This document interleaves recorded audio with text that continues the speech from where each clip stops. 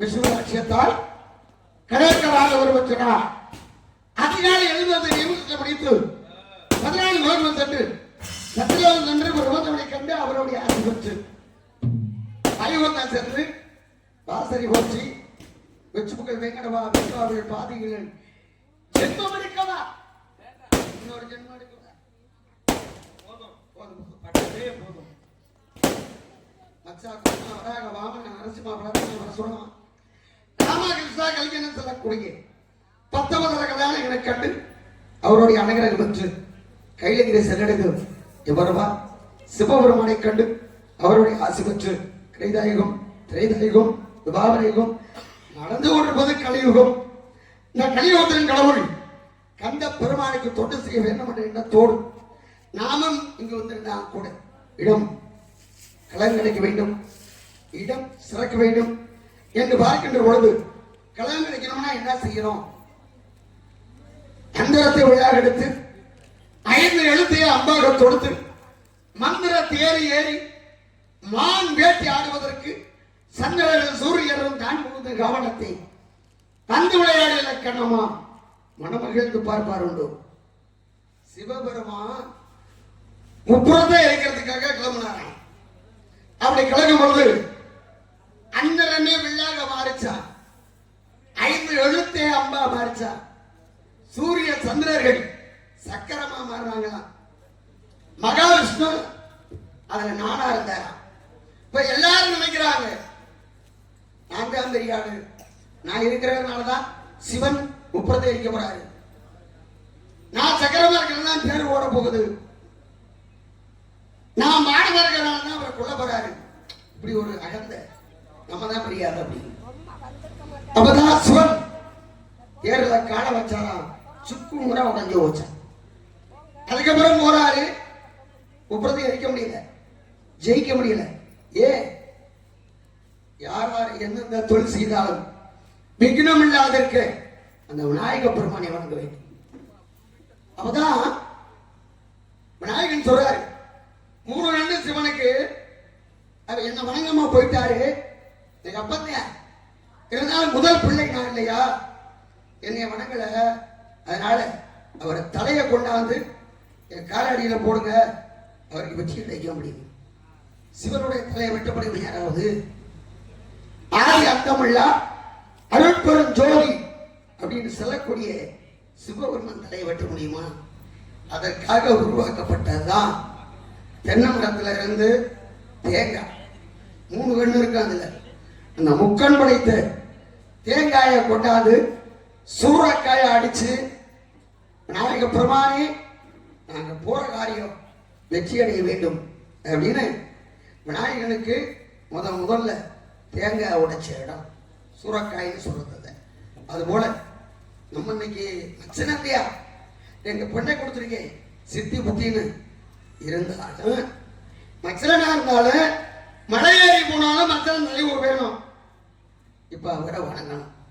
வணங்குமா எல்லாரும் வழிபடிவோம், அன்னி வெற்றிப்படுத்த தெளிவோம், புகை தீரவும் நல்ல சிறு குணமதிக்க மாமருடைய கோபுரத்தில் விற்றிருக்கும் செல்வ கணபதியை, ஓங்கார கணபதியை, வல்லவை கணபதியை நாமும் கைதொழுவோம் என்று சொல்லி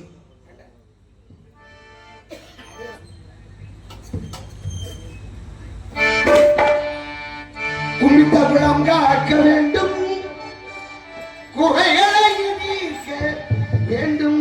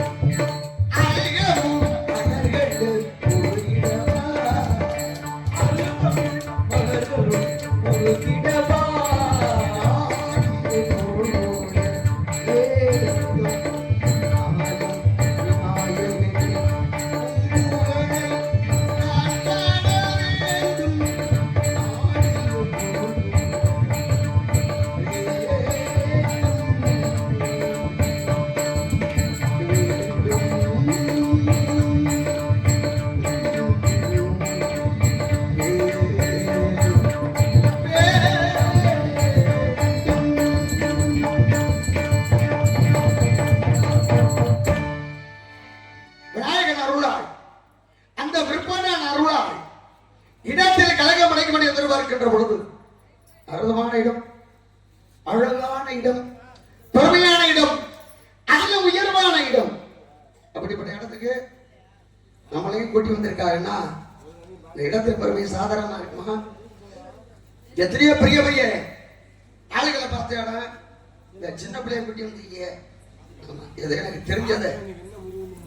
கள்ளங்கபடம் இல்லாமல், ஒளிமறை இல்லாமல் தெரிஞ்சதை செய்வோம்.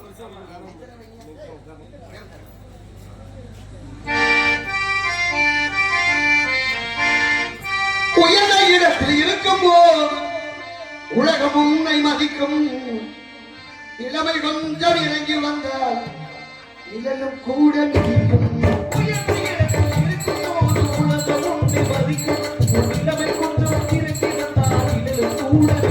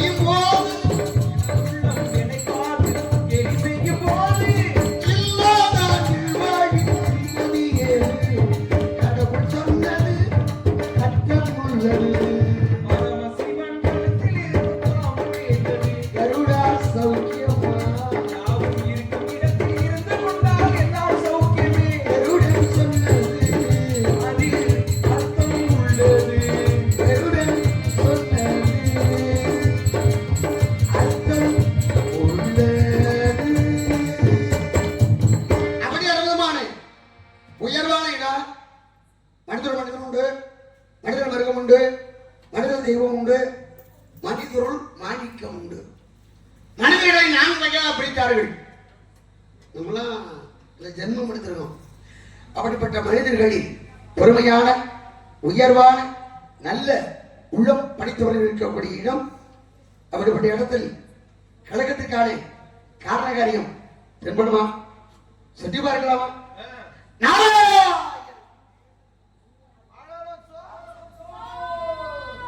ரொம்ப சுரக்கமா ரொம்ப தூரமா இருந்து வருது. அதைத்தான் கேட்கிறேன். வெகு தூரமா இருக்கே. அப்படிப்பட்ட 60 காலம் பெண்களின் குரல் ஓசையை கேட்டார். 1000 நாவு படைத்திட்டு ஆதி சேரனாக வர்ணிக்க முடியாது. 1000 நாவு படைச்சவனால வர்ணிக்க முடியலையே. நம்ம கிட்ட இருக்கிறது ஒரு நாக்கு. என்ன செய்கிறது? எப்படி வர்ணிக்கிறது? ஒருவேளை அந்த பெண்மகள் வந்திருப்பது அரளசோ அப்படின்னு சொல்லும் போது நமக்கு தெரியுது. நாம வந்திருக்க அந்த பெண்மகள் தெரியுமா? தெரியறதுக்கு வாய்ப்பு இல்லை. இப்ப அவளுக்கு தெரிய வைக்கணும். என்ன செய்யலாம்? தூதுவுடனே அன்னத்தை தூது விட்டார்கள், புறாவை தூது விட்டார்கள், மேகத்தை தூது விட்டார்கள். தூது விடமா மணி உன்னையெல்லாம் நம்ப முடியாது. ஏன் அங்கிட்டு தானே கொண்டு போயிட்டீங்க. அதனால சரி உணர மட்டும் முடியும், கண்ணால பார்க்க முடியாது. அதை இப்ப நான் தூக்கி வரேன். அஞ்சரை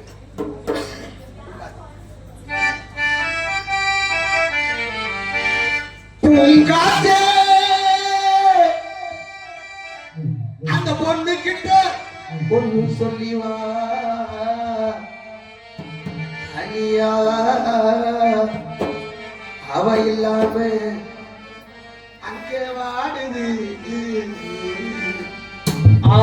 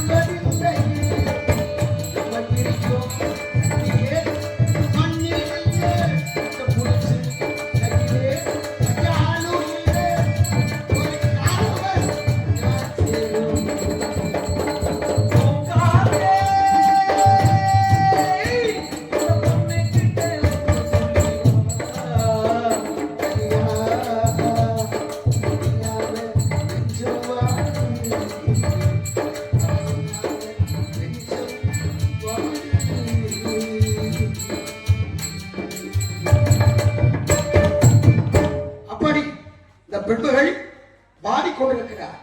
காதலால் கசந்துருகி கண்ணீர் மல்கி நிற்கிறார் என்று சிவபெருமானை பார்த்து திரு ஞான சம்பந்தம் வைத்தது போல இந்த பெண்கள் ஆலோலசோ ஆலோலசோ ஆனழகனேவா ஆறுமுகனேவா எனக்கு அன்பானவனேவா அப்படின்னு கூப்பிட்டுக்கிட்டு அப்படி கூப்பிட்டுக்கூடிய பெண்மகளை முருகன் ஆட்கொள்ள வேண்டும்.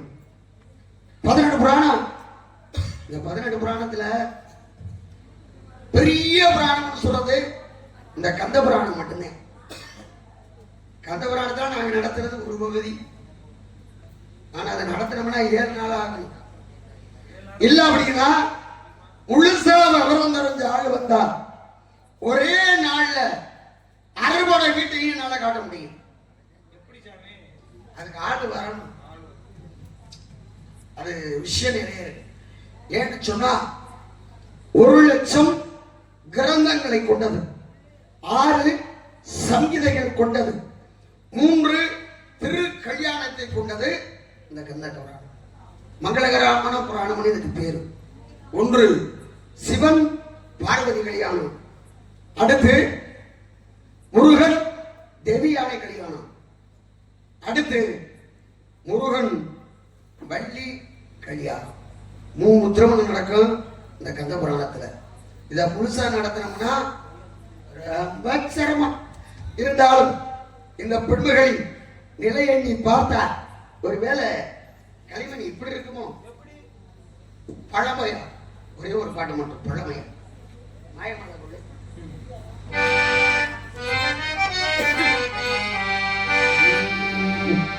சரிகமபதனிசா சானித மதனிசா கல்லல்லாமாணிக்க கல்லாகுமா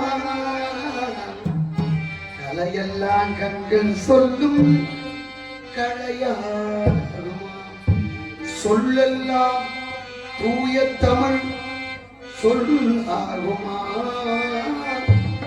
சுவையெல்லாம் இதழ் சிந்தும் சுவையா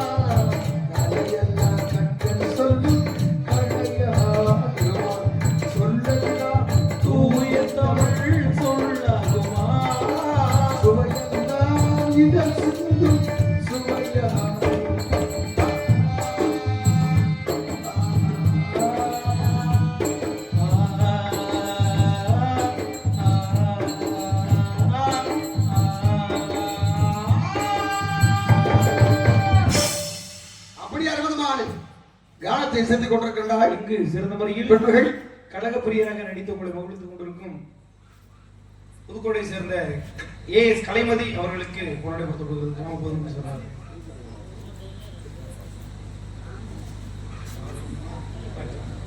ஆடை இல்லா மனிதன் அரை மனிதன் என்று சொல்வார்கள்.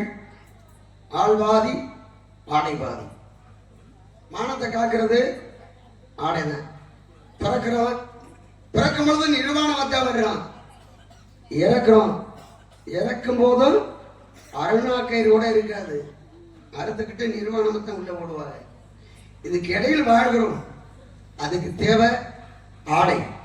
அப்படிப்பட்ட பெருமையான இந்த கைத்தறி ஆடை அணிவித்து பெருமைப்படுத்திய மாபெரும் ஈமணப்பட்டி கிராமத்தினர்களுக்கும் இருக்கக்கூடிய பெருமக்கள், சான்றோர்கள், ஆண்டோர்கள், பெரியவர்கள், என்னை பெற்ற தாய்மார்கள், இளைஞர்கள், மாணவ செல்வங்கள் அனைத்து அன்புள்ளத்திற்கும் எங்களது கலைக்குழு சார்பாக நன்றி கலந்த வணக்கம்.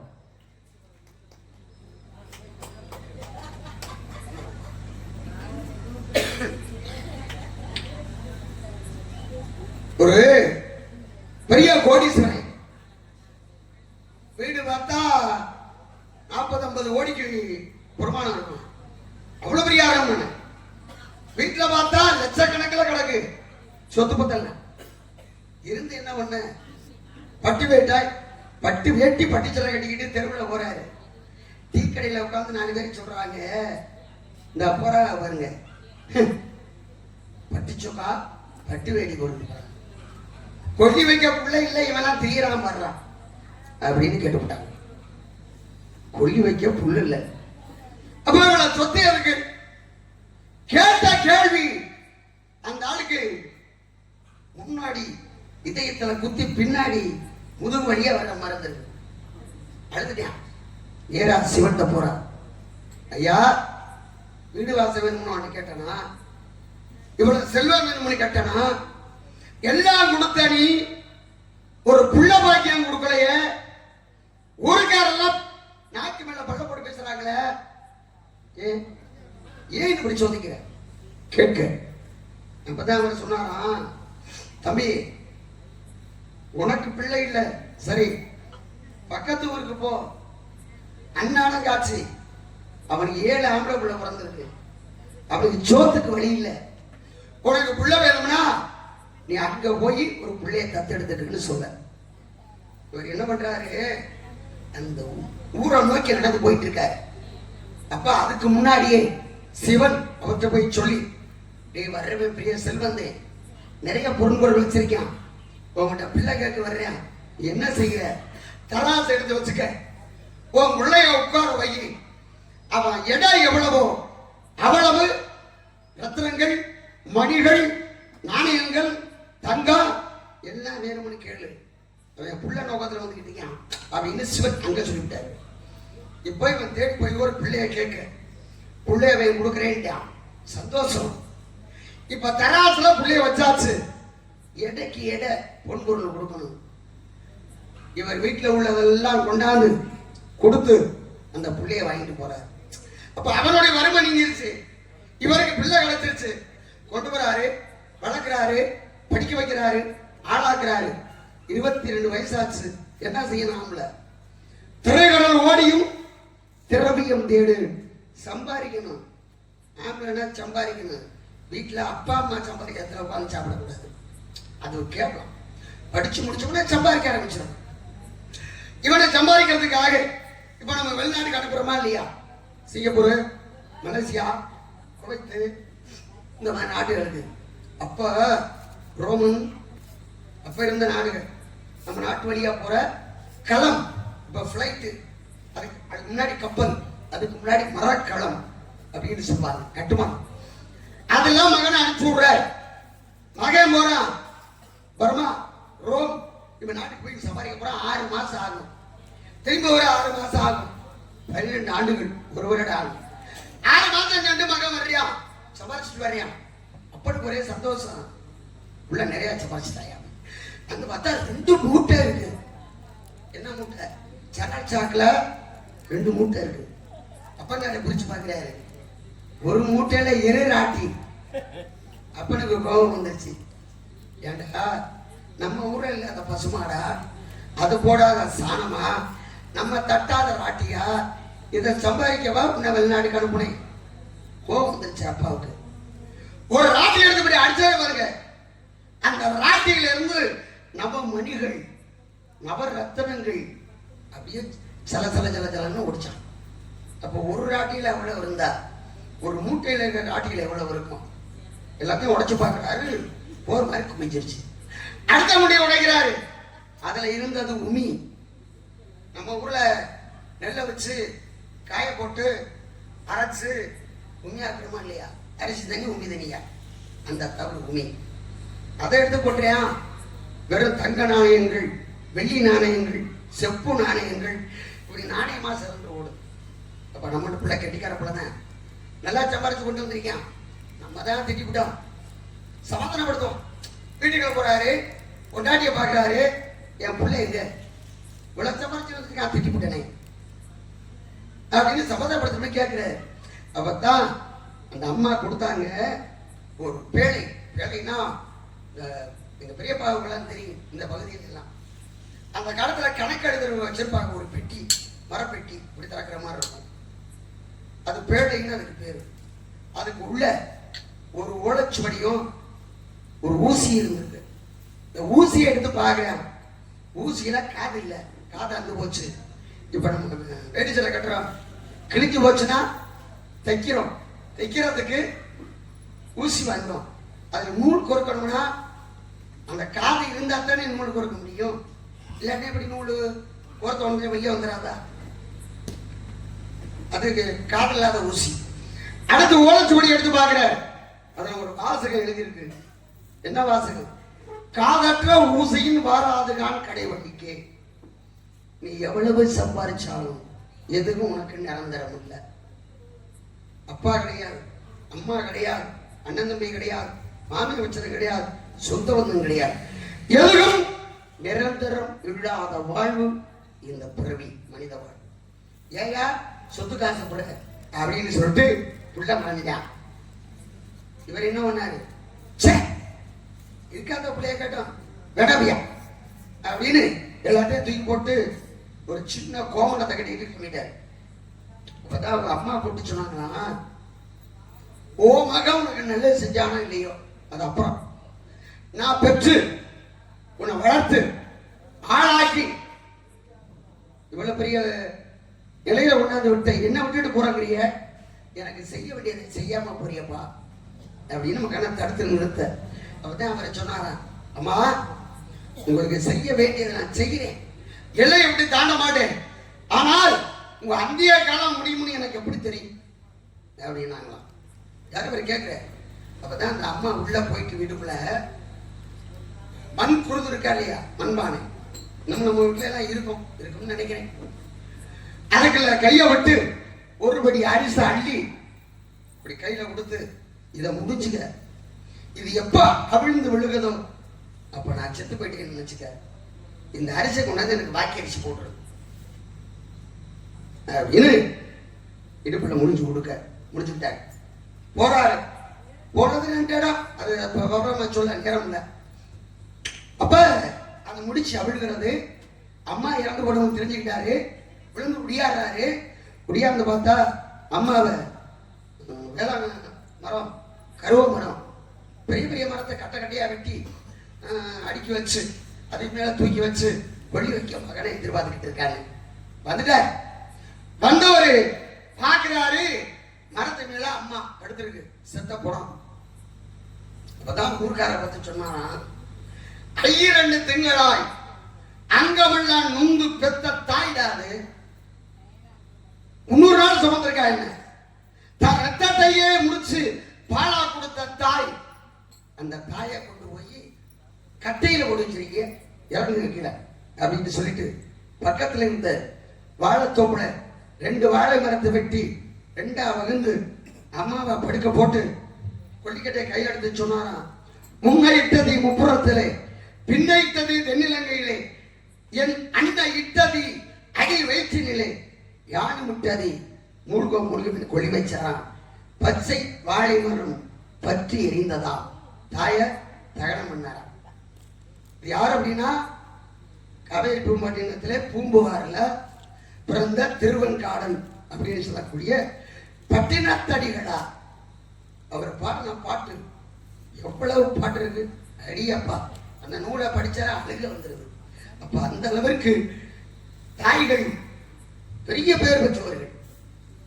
முந்தி தவம் இருந்து 300 நாள் சுமந்து அந்த விழாச்சுவனை ஆதரித்து தொந்தி சரிய சுமந்து பெற்றெடுக்கிறாள் தாய். அதுக்குத்தான் முதல் இடம் தாய்க்கு. மாதா அப்புறம் பிதா. இப்ப நம்ம செய்வோம் அப்பா அம்மார்களுக்கெல்லாம் ஒரு செங்கக்கல்ல ஒரு துண்டுல கட்டி இடுப்புல கிடைச்சிருக்கோம். 300 நாள் அதை கட்டிக்கிட்டு தூங்கணும், வேலை செய்யணும், சாப்பிடணும், எந்திரிக்கணும், நடக்கணும். நம்மளால முடியுமா? ஒரு படமாக்கு ஒரு படமாக்கி இன்ப சுதந்திரம் மீது கலந்து 11 பகுதி 2 திரண்டு ஒரு துளி உள்ள போச்சுனா போதும். சுக்கிலமும் சுரோனிதமும் ஒண்ணு கலந்துருச்சுன்னா ஒரு பெண்களுக்கு கரு உண்டாயிரும். 15 நாளைக்கு தைலமா இருக்கும். 30 நாள் முழு பிண்டமா மாறிடும். 10 மாதம் சுமக்கிறாங்க. நம்மளால சுமக்க முடியுமா? அப்படிப்பட்ட தாய்க்கு வெளி வச்சது இந்த பட்டியல் தாடிகளா என்று சொல்லக்கூடிய திருவெங்காளம். அதுக்குத்தான் தாய் நாடு, தாய் பூமி, தாய்க்கு முதலிடம் கொடுத்து இந்த நாடே வாழ்ந்துகிட்டு இருக்கு. அப்படிப்பட்ட பெருமையானவர்கள் இருந்த நாட்டில் நம்ம பிறந்திருக்கோம். வாழ்க்கை நிரந்தரம் இல்லாதன்னு முதலே சொல்லிட்டேன். ஒரு சின்ன விஷயம், எனக்கு நேரம் இல்லை. எனக்கு நம்ம வாழ்க்கை எவ்வளவு தெரியுமா? எனக்கு தெரிஞ்சது பிறக்கும் போது மூச்சு இருக்கும், பேர் இருக்காது. பிறக்கும் போது மூச்சு இருக்கும், பேர் இருக்காது. ஆனா இறக்கும் பொழுது மூச்சு இருக்காது, பேர் இருக்கும். என்ன பார்க்க போயிட்டு வர, இன்னார மையம், இன்னார பெரிய காரியம், அதுக்கு போயிட்டு வரேன். அப்ப அந்த பேர் எப்படி வரும்? அது கடையில் ஒரு கோவிலை கட்டலாம், ஒரு குளத்தை வெட்டலாம், ஒரு அன்னதானம் போடலாம், ஊனம் உற்றோர்களுக்கு ஒரு நல்ல உதவி செய்யலாம் இல்லையா? ஏழை எளியவர்களுக்கு நம்மளால இயன்றதை செய்யலாம். அப்ப நம்ம செய்யக்கூடிய பாவ புண்ணிய கணக்கு மட்டும்தான் நம்ம கூட வரும். பொண்டாட்டி அதை கொண்டாந்து உடச்சுட்டு முச்சத்தோட போயிடுவாங்க. மகன் கொடியை வச்சுட்டு மறுநாள் கோட்டை போட்டு படுத்துவியான். அடுத்து சொந்த பந்தம் சுடுகாட்டோட போயிடும். நம்ம கட்ட அங்க தனியா எரிஞ்சுக்கிட்டு இருக்கோம். நமக்கு யாரு சொந்தம்? யாருக்கு யாரு சொந்தம்? நிலை இல்லாத வாழ்வை மேம்படுத்த வேண்டும் என்று சொன்னால் நல்ல விஷயங்களை செய்ய வேண்டும் என்று சொல்லி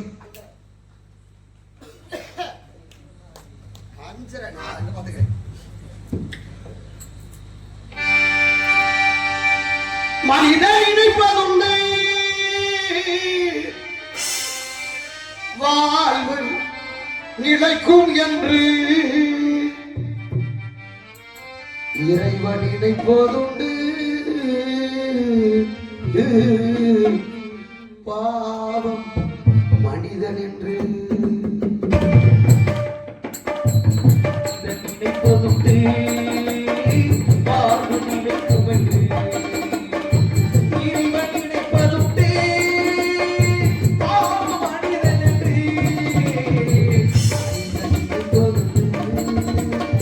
வாழ்வு நிலைக்கும்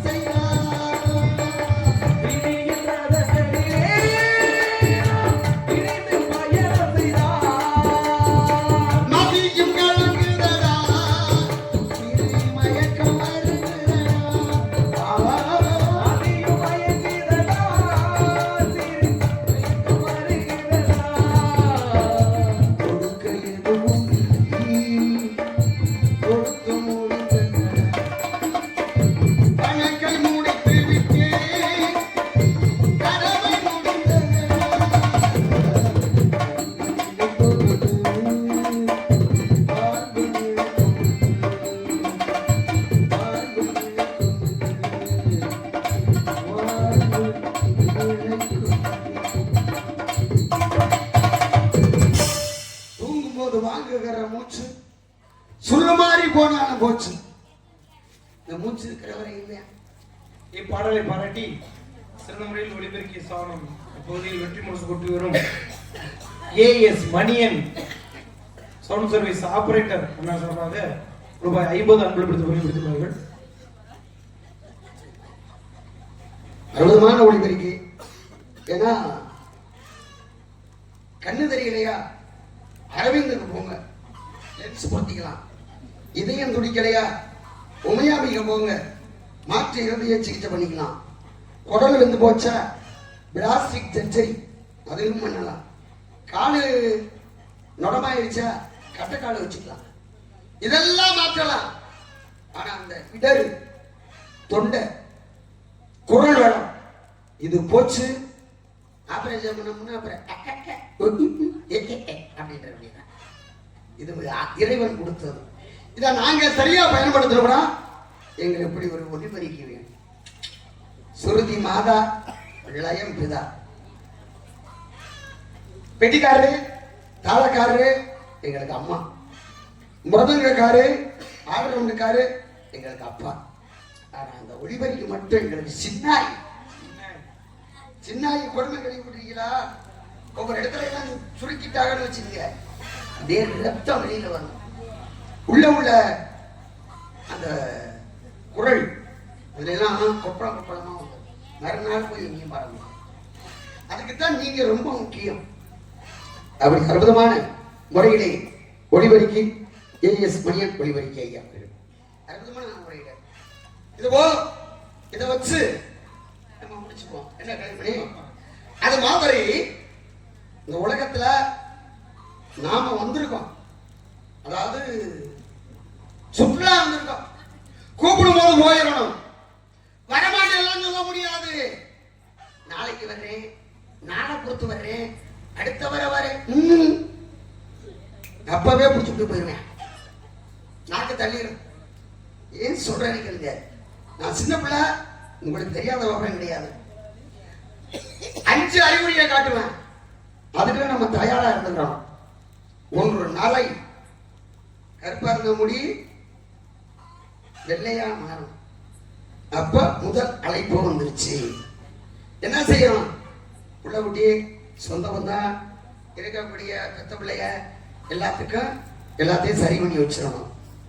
2வது அழைப்பு திரை, கண் பார்வை மங்கும். இதுக்காக லென்ஸ் பொறுத்தனா விட்டுருவானா? விட மாட்டேன். 3வது அழைப்பு முப்பு, தோல் சுருக்கம். வயசாகிட்டே போகும். தோல் சுருக்கிடுச்சுன்னா வயசாயிடுச்சு. 45 வயசு, 50 வயசு, 60 வயசு. அப்பெல்லாம் 120 வயசு வரையும் இருந்திருக்காங்க. இப்ப நம்ம 45 வயசு இருக்கிறதே பெரிய விஷயமா இருக்கு. 18, 48. அப்போ ஒண்ணு வந்திருக்கு. 18, 48. 18 வயசுல சாப்பிட ஆரம்பிக்கிறேன், 48 வயசுல போய் சேர்ந்தேன். இது முப்பு. அடுத்து பிடி நோய் எல்லாருக்கும் இருக்கு.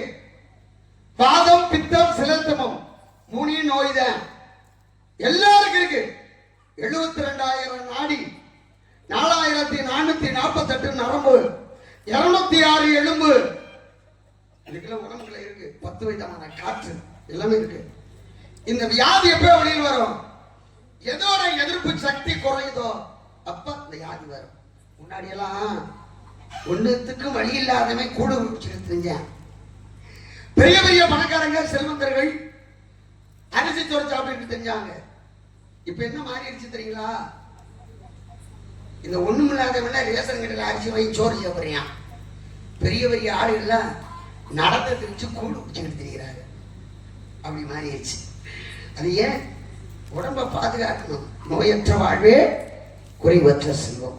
அடுத்து கடைசியில பாருங்க, சாக்காடு. கட்டில படுத்துக்கிட்டு இருமீது கிடப்பாரு. அப்பதான் அனுப்புவேன் கிங்கிலியர்களை. அந்த கையில போட்டு இழுத்துருவேன். மூச்சு போச்சு. பெரியப்பா சொல்ல முடியாது. சித்தப்பா ஒரே பேரு தான் போனோம். அதை இப்ப சொல்லிட்டாங்க. பாடி முதலையாவது புதைச்சாக எரிச்சாங்க. இப்ப ஸ்ட்ரெச்சர்ல வச்சு உள்ள தவறியா உங்ககிட்ட சாப்பாடு வருது.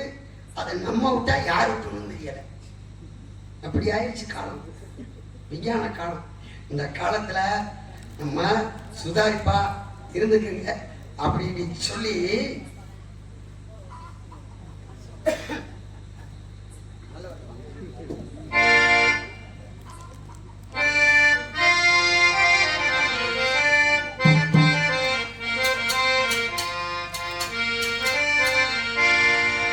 நல்லவர்கள்தான் சாட்சிகள் சொல்ல கொண்டு மனசாட்சி, அது தெய்வத்தின் சாட்சியமா உள்ளத்தின் காட்சியம்மா.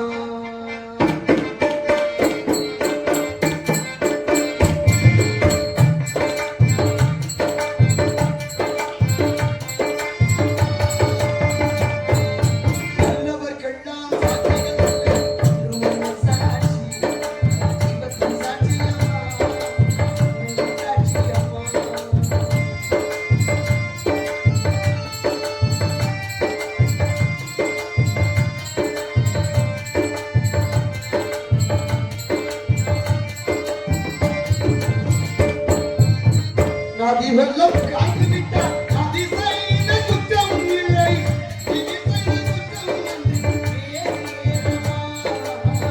நதி வெள்ளம் காய்ந்து விட்டால் நதி செய்த குற்றம் இல்லை, விதி செய்த குற்றம் ஒன்று வேறு யாரம்மா.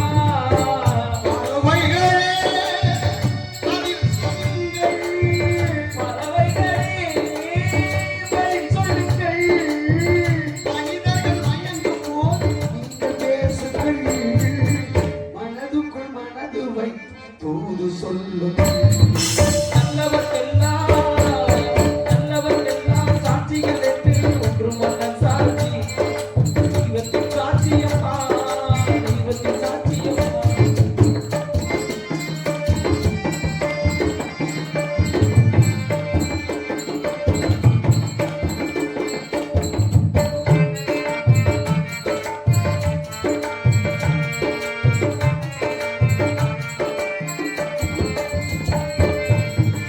ஆண்டவன் அரியடத்தில் ஒரு மொழி வந்தமில்லை, அவனது எனக்குமே ஆசையில்லை. ஆண்டவன் அரியணையில் ஒரு துளி ரத்தமில்லை, அவனுக்கு எனக்கு வேறு யாரும் இல்லை. இதனம்மா மயங்குகிறேன், மனிதனம்மா மயங்குகிறேன். தவறுக்கு துணிந்த மனிதன் எழுவதில்லை, தவறியும் வானம் மண்ணில் வீழ்வதில்லை. நல்லவர்கள்தான் நல்லவர்க்கெல்லாம் சாட்சிகள் என்று ஒன்று மகன் சாட்சி, அது தெய்வத்தின் சாட்சியம்மா, நம்பிக்கை வைத்து நல்ல இன்பம் தெய்வத்தின் சாட்சியம்மா, அதுதான் உண்மையின் சாட்சியம்மா, அதுதான் உள்ளத்தின் சாட்சியம்மா.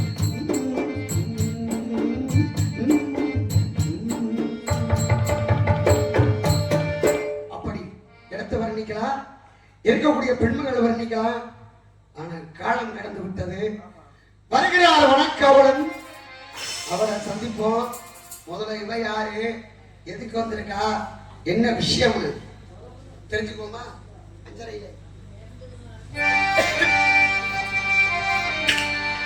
சுந்தரம் நிறந்து ததும்பும் பொற்சிறந்த மங்கை இவள், எந்த உலகு இங்கு ஏன் வந்தார்.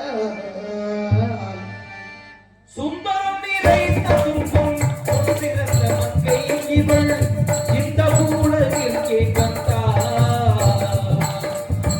அந்தரம் மிகுந்து தேவர் கொங்கை முழங்கி வரும், அந்தரம் மிகுந்த தேவர் சுத்தினி முழங்க வரும். இந்திரன் வணங்கும் உங்கள் அந்த சாமிக்கே தகுந்த இந்திரன் வணங்கும் எங்கள் கந்தசாமிக்கு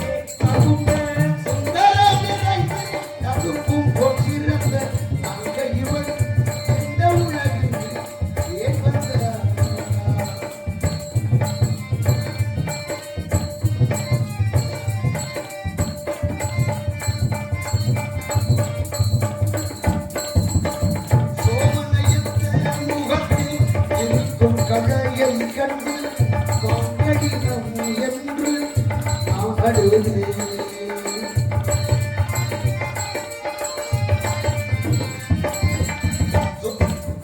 சோமனையத்த முகத்தில் இருக்கும் கடையை கண்டு பார்க்கடினும் என்று நாடுவேன். சோமன பறவை ஓட்டும் கொள்ளின கிளைகள் கேட்டு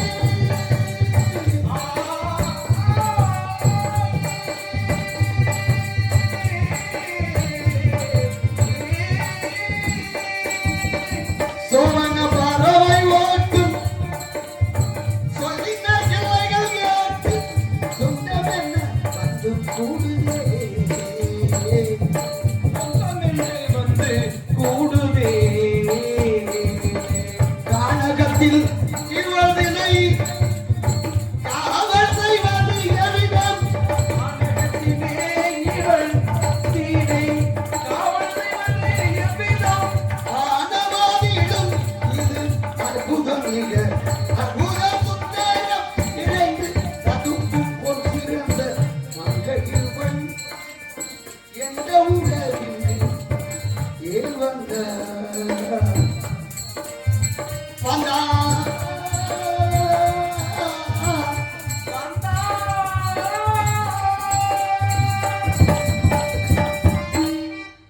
மாதவர் முனிவர் மரணம் போற்று வானோடு கொடுமால் உதித்த மேலா அமுதத்தை பூவும் கனிய திறனை மானந்த தெய்வியானே மனந்த சீலாயங்கள் தெய்வியான மனப்படுத்த கதை வருவார்.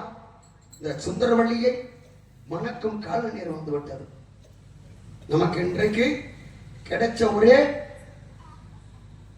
துளி நாரல் சோதை.